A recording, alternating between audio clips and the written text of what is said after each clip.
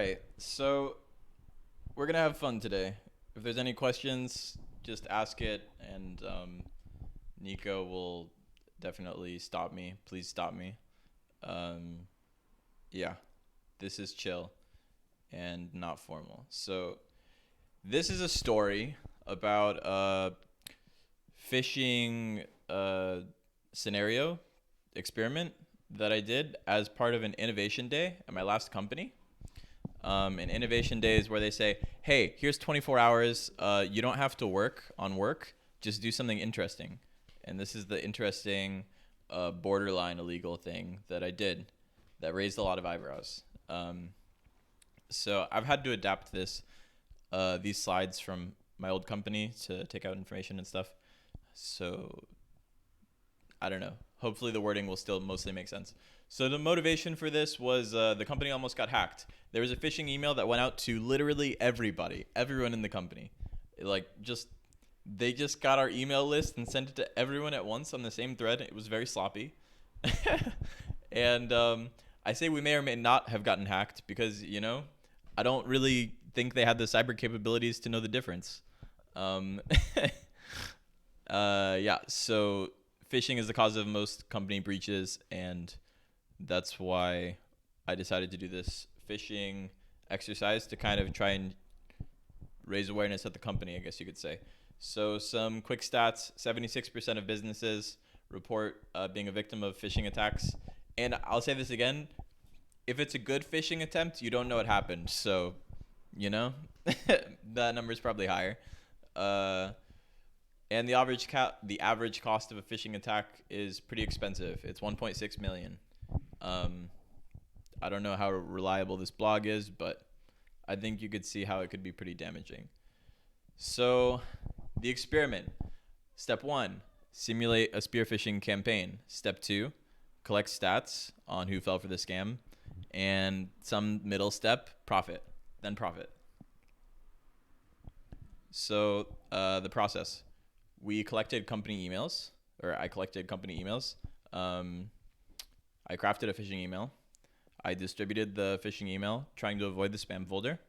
And then the plan was to analyze data, see who fell for it. And then we could kind of have an idea of this phishing email, how successful was it, and how not successful were people at spotting it. The goal wasn't to be super sneaky. I think if you guys have seen some of the stuff out there, you would know that a good phishing email is just an email. You can't really tell the difference. But this was something simpler. So nothing illegal went on during this experiment. Just saying. So, yeah, step 1, collecting emails. Sounds simple. It definitely is simple, but I didn't know how to do this. So maybe you're in the same shoes and you'll just see my thought process. So here were my original ideas.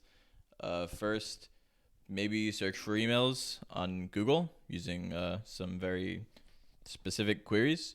Maybe buy it off of the dark web using some random cryptocurrency. Or, I don't know, just Google email list for sale. I went with the third one just because Google Dork, I didn't think it would turn up like a big list, and I wanted companies specifically.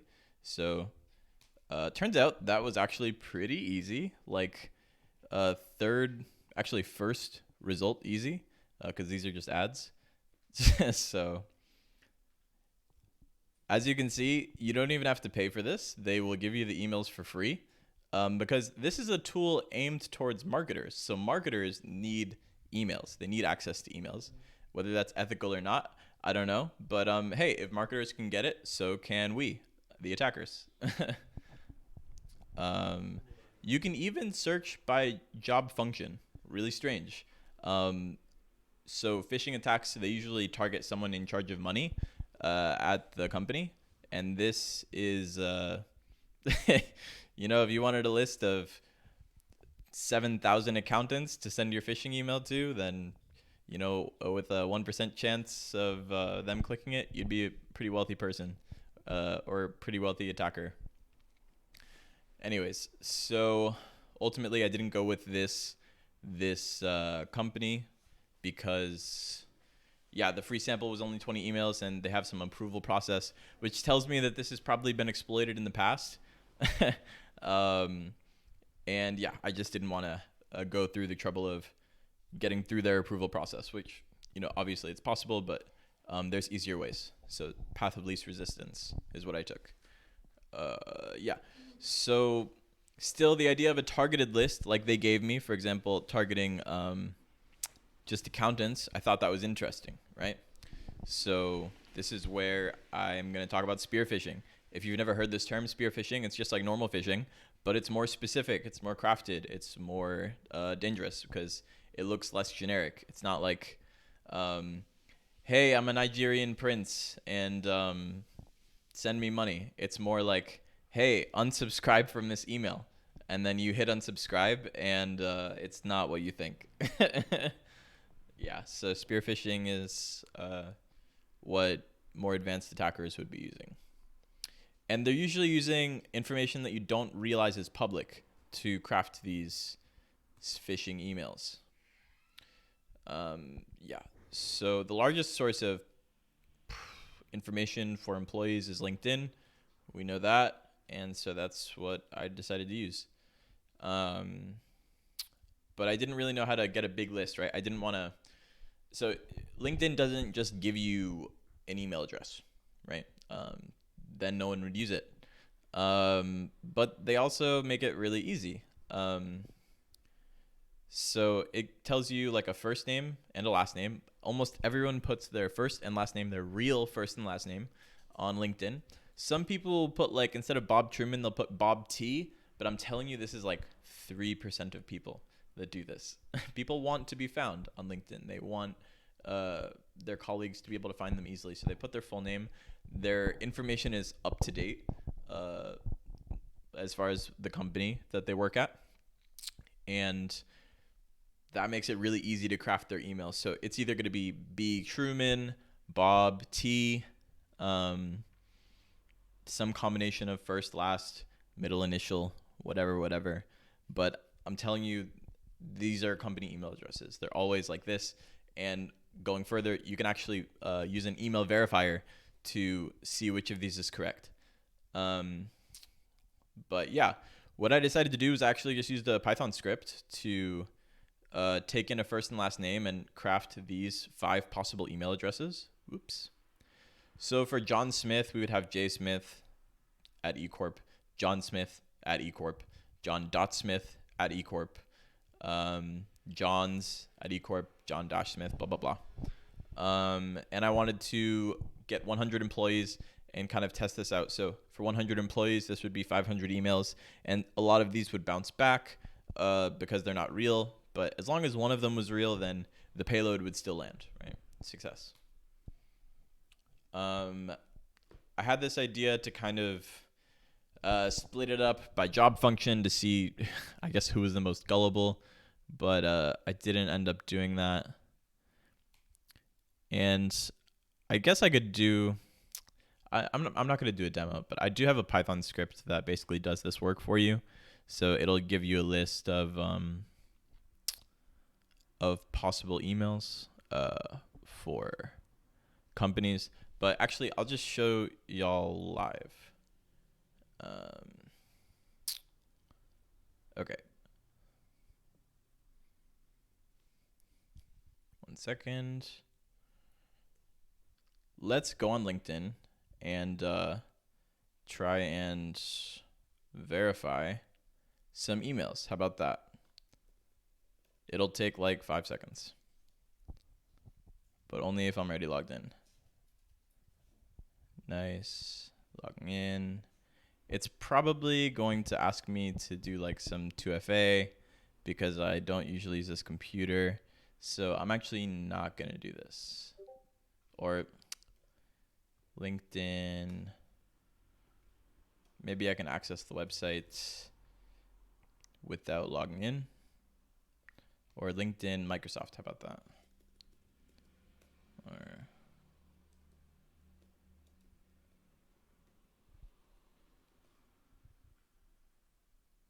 boom. Okay, so first, This is in Portuguese, but don't worry about that.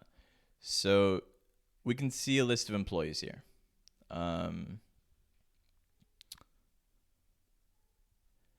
Larry O'Brien, Reid Hoffman, Ian McCarthy. So let's try a company I actually know this works on. Bombora probably has,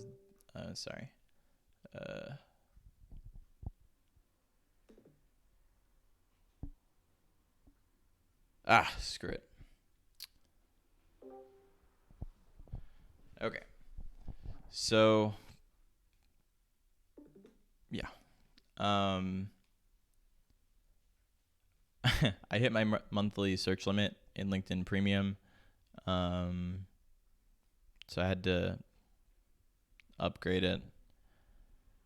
Anyways, what I found out was there's an even simpler way to get these company emails.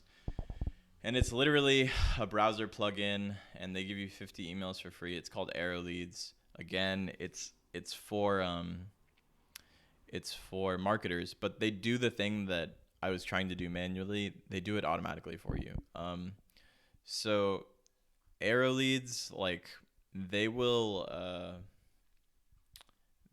install a browser plugin. They'll navigate you to LinkedIn, and they'll just have you like click on the profile, and since it's a plugin in your browser, it like knows whose LinkedIn profile you're looking at, and it gets the email automatically for you, and it validates it automatically, and it's like a free tool.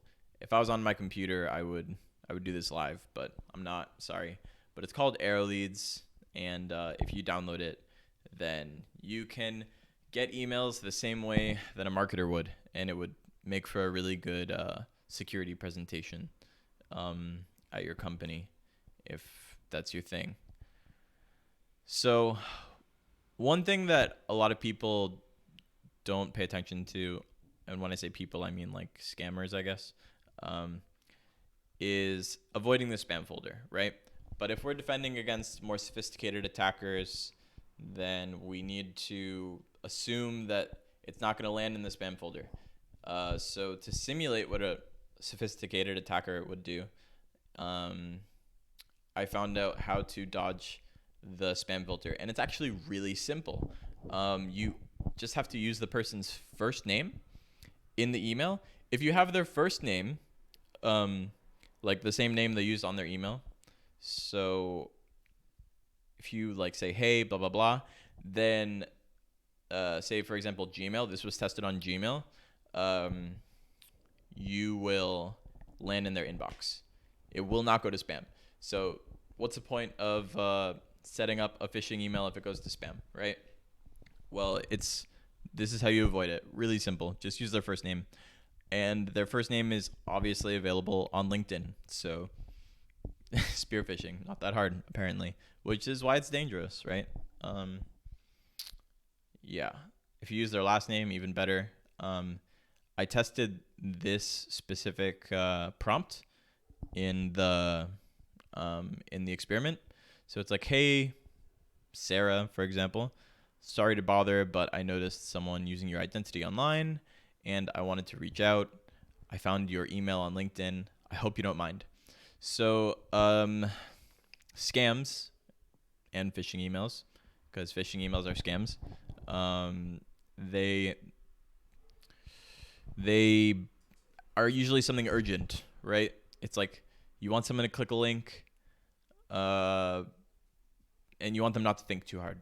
So I went with this. Someone's using your identity thing. And this link, notice it's not like a bit.ly link. It has the word screenshot in it. I think I used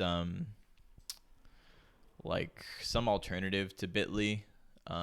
No, I used like, what's it called? IP grabber.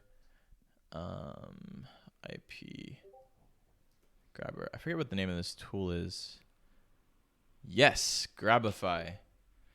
So the link that I sent in this phishing exercise, it was a GRABIFY link, which means that when they click on it, you get their IP. And GRABIFY has a really unique feature where it doesn't say like grabify.com. It lets you use like an alternate. So for me, I used screenshot.best, which was one of the options because I'm linking to a picture. So it kind of makes sense. This hopefully wouldn't raise any alarms.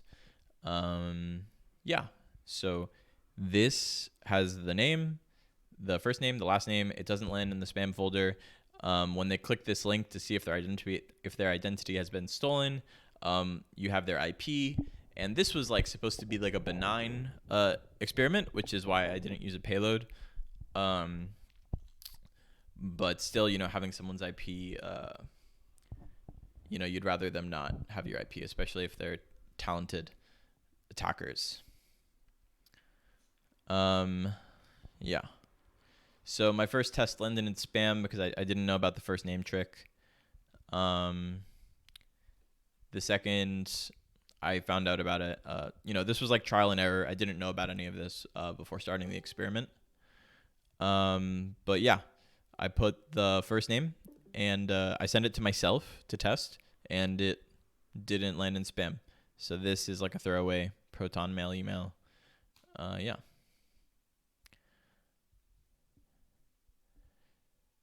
So yeah, if you're gonna do like a spear phishing campaign, those words aren't usually used together, right? Because spear phishing is specific and a campaign is broad.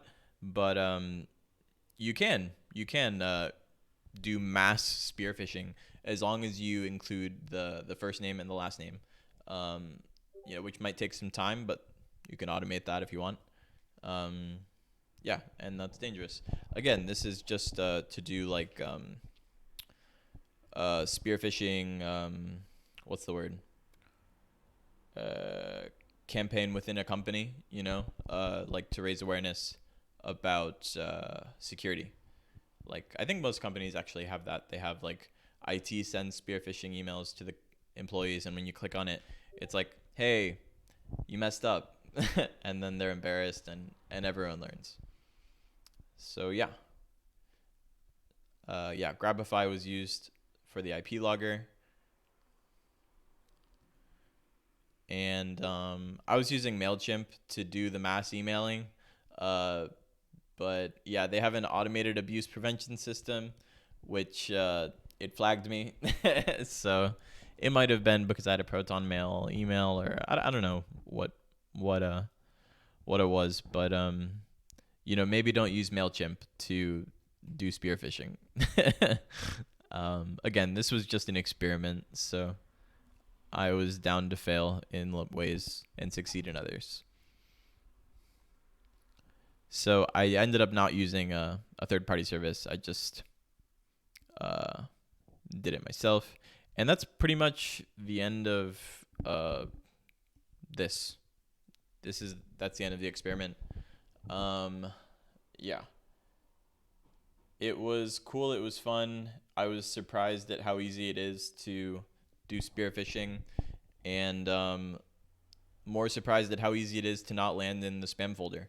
And we do. I mean, I don't know about you guys, but if you're in this chat, then you probably do CTFs, and you're aware of other ways to hack into computers and blah blah blah. But phishing, we don't always think about phishing, but it's the way that 76% of I hope I'm not misquoting here. It's the way that most companies get breached is through phishing. So, it's worth knowing about if you're gonna be a defender, or if you're gonna do red team. Yeah. So it's actually really easy too. One thing that's worth mentioning is if you were going to like get a shell through phishing, you would have to have an exploit ready, and you would also have to have like a malicious website. This spear phishing campaign did not have a malicious website or a payload on that malicious website. So yeah, a fully loaded spear phishing attack would take more time than this. This was like a 12-hour, 24-hour experiment. Yeah. Are there any questions? If not, I can talk about the OSCP exam. or just Christmas, right? Have you tried using Python to automate emails? Yeah, yeah, absolutely. I'll just go to my GitHub because I used Python to automate this part.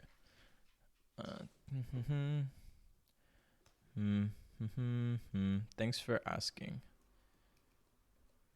I mean, Python or any other language, right? Yeah, yeah, of course. Um, Wait, actually, it's worth noting. Sorry, I think I misspoke. I didn't use Python to automate sending the emails. I used Python to automate building the list.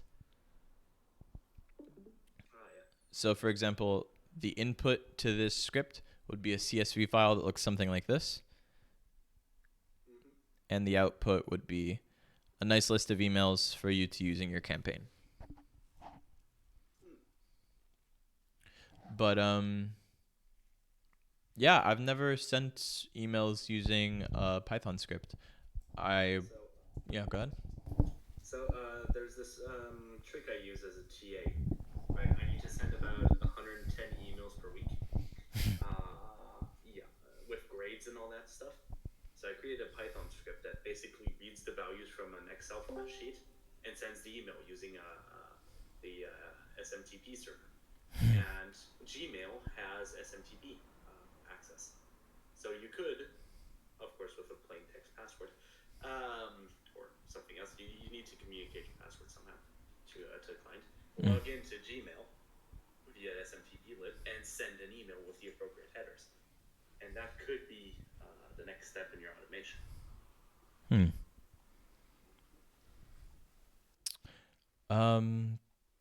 Nice, nice.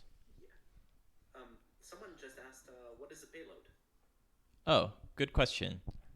Payload is just like a word we use in cyber to say like the thing that uh, is dangerous. It's really best to give an example. Um, so a reverse shell script, uh, or let me use an even simpler example, like spyware. So like something that would just totally infect your computer, or ransomware. There we go. Everyone knows about ransomware. So ransomware is a payload. The way that you get it on someone's computer is the hacking part, right? So hackers, attackers, penetration testers, black hats, uh, they're usually not making payloads. They're usually not making ransomware. Sometimes they are, sometimes they're not. But mainly they're just breaking in and then like dropping the payload. They're like dropping the bomb. You know, it kind of like it's like the same way a bank robber isn't like a gun manufacturer. Like they use a gun to rob the bank, but they're a bank robber, and those things are separate. Does that make sense?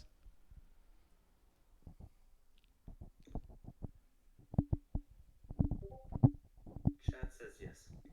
Cool. Yeah, there's a lot of cyber terms to get used to, but you get used to it, and then you'll be the person that nobody understands, you know, at parties. um, any other questions? It can be about phishing, or it can be about the OSCP exam.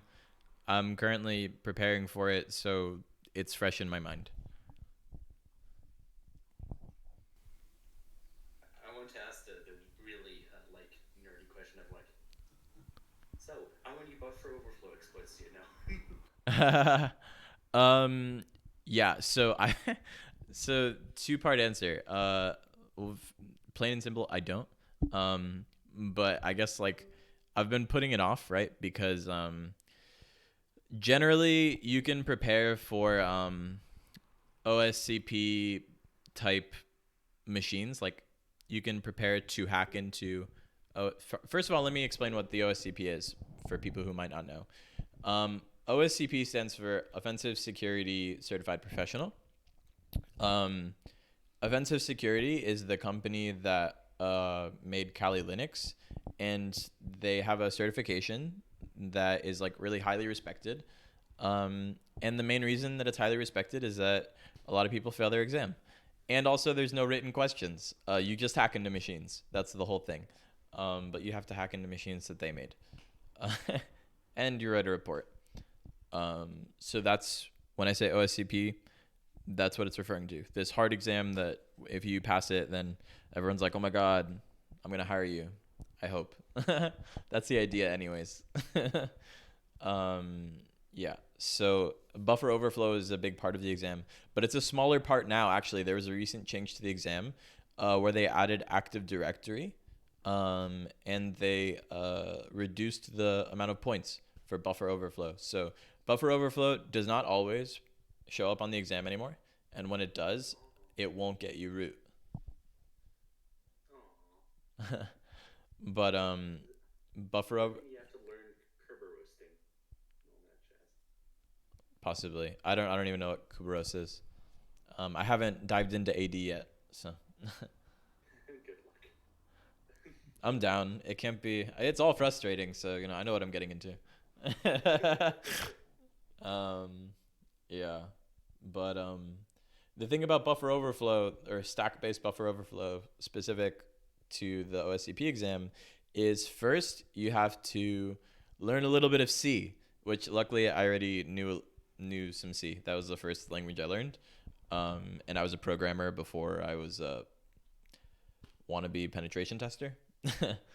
But then you have to learn assembly, and then you have to like mess with it. So I'm putting it off because it goes a little bit deeper than the other stuff.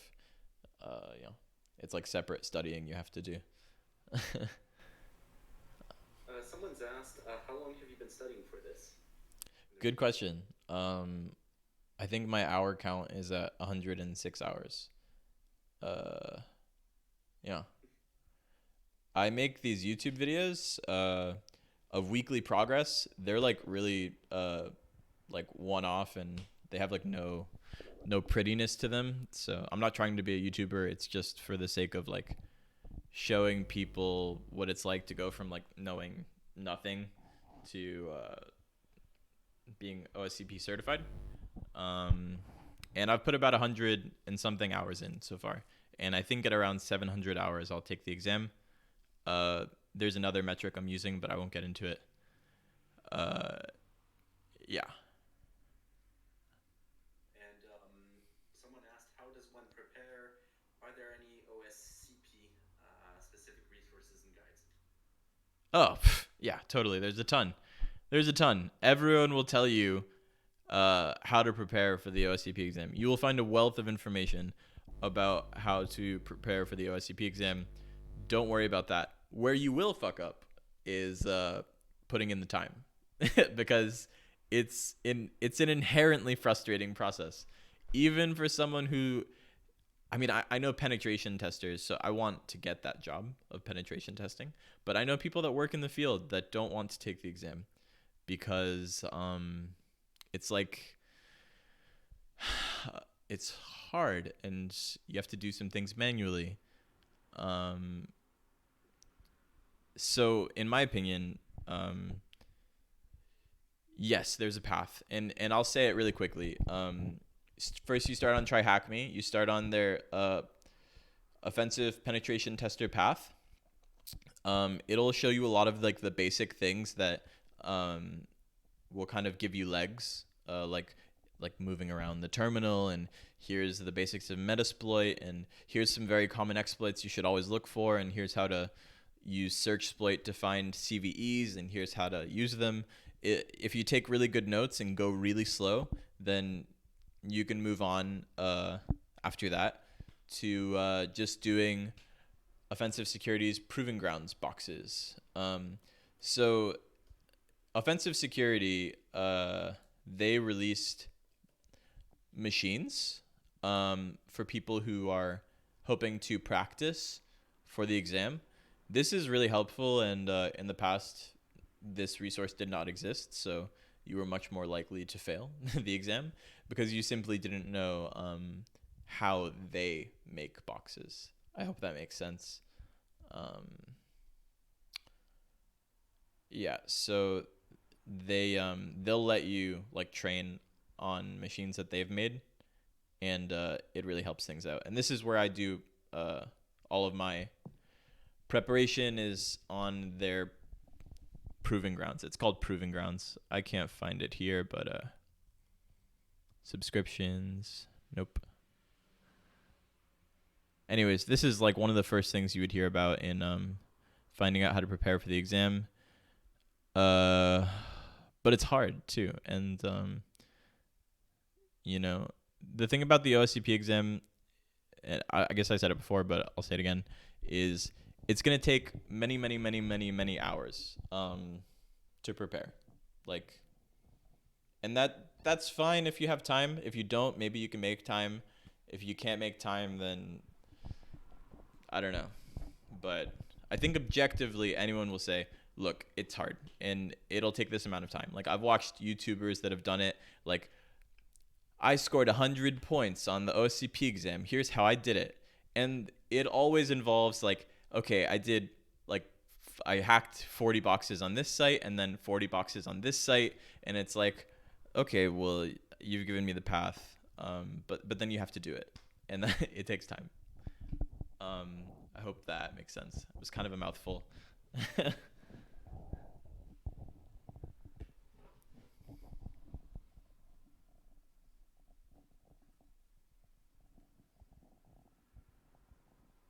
Chili says thank you. Thank you. Um, just one more thing about the OSCP. I guess my thoughts on why I'm doing it, because maybe much like the person who asked, maybe you're not working in cyber, and or maybe you are, but you see it as valuable for some reason, right? Um, a lot of people have this idea that you need to have certifications to get into cyber. That's true. It looks good on your resume. You need to be able to prove your way to. You need to be able to prove yourself to HR somehow. The difference between doing that using the OSCP exam or some other written exam, in my opinion, and this isn't everyone's opinion, and I feel maybe too strongly about it, so just a disclaimer, but those other exams won't actually teach you anything, or not enough, about the job that you'll be doing if they do decide to hire you. Like, it's just a flashcard factory, like these 500 question, like, esoteric exams, like all the other exams that are question based. I don't like exams. Honestly, that's just me. But I think that people should say this more, and I think a lot of people say it, but not loudly enough. Exams don't mean that you know how to do the thing that they're testing you to do. It's just something we all go through. So why not at least take the exam where you're actually doing hacking? Yes, it's a harder one, but also, people know that, and so you'll get a better job.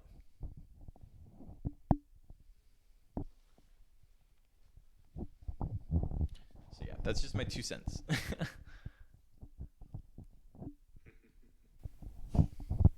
It's definitely one of the things that people don't necessarily realize when it comes to penetration testing is that it's actually like maximum 10% actual testing, and like the rest is writing reports, right? So that's also one good thing the OSCP does, is that there's a like report writing section to it. So yeah. Yeah. I hear it's pretty long too. It can be like 40 pages. Yeah. I mean, that's kind of what you get yourself into.